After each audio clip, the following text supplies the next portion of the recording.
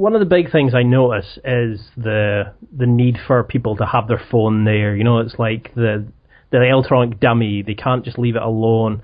Do you think things like that, online dating, social media, has that removed our abilities to talk to each other, to actually just have the interaction? Totally. We're at the beginning of that, and I think it's gonna. I mean, social media is great. I fucking love social media. Like, I can reach out to friends and followers in so many different ways. You know, I have Twitter, YouTube, Instagram, Facebook, whatever the hell it is.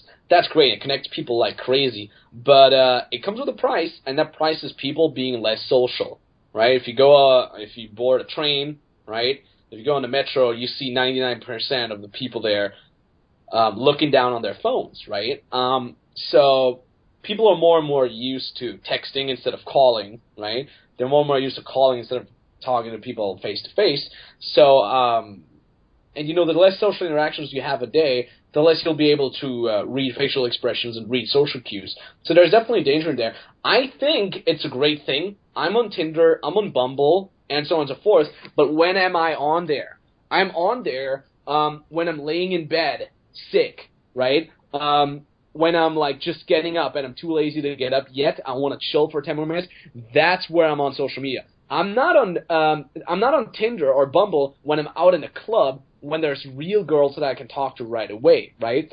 So you can the basic gist of those like dating apps is do it as an addition, but not do it as an addition, but not as a replacement of real life interactions.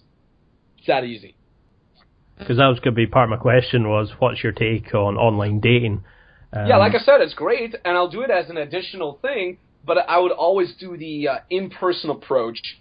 I would always prefer that over any online dating thing, because it's also more difficult, right? It's a lot more difficult than just hitting somebody up on the fucking dating app, but it will go along with a lot more growth. If I copy-paste text 10 girls on Tinder, where did I grow? Where did I overcome my fear? Where did I learn more about social cues and interactions?